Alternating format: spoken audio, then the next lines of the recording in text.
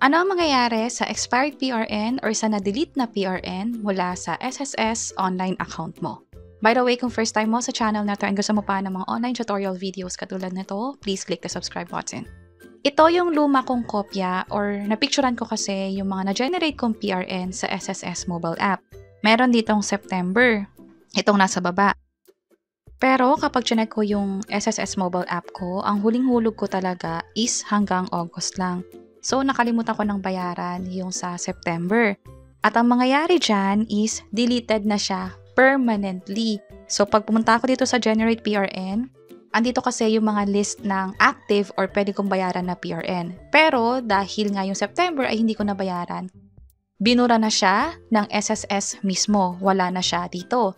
At kahit meron tayong kopya ng PRN, halimbawa, pinicturean natin yon or sinulat natin sa notebook, kapag itatry nyo siyang bayaran, for this example, ang ginamit ko is yung sa GCash, hindi mag-proceed yung transaction. Ganito yung error na makikita ninyo.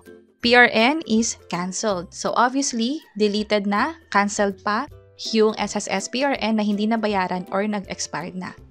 So kung pareho tayo ng error message na nakukuha, most likely cancelled na yung PRN ninyo or hindi na siya dapat nagpapakita sa SSS account ninyo, mapa-mobile app man yan or sa website nila.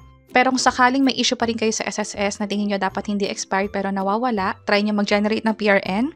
Dito sa SSS mobile app, i-tap ang Generate PRN, tap Create, and then Generate. Piliin ang dapat na membership type pati yung year at month na din. Katulad nito.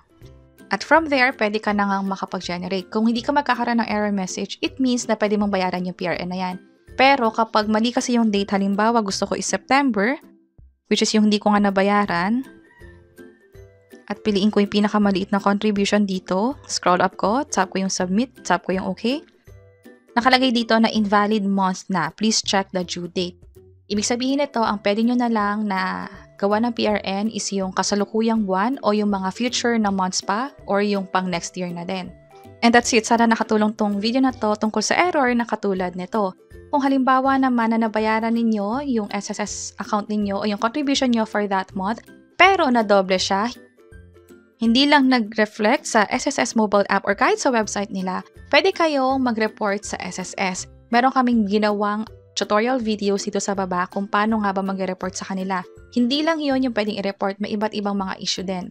Pwede nyo i-check itong video sa baba. Sana makatulong and see you sa mga next videos. Bye-bye!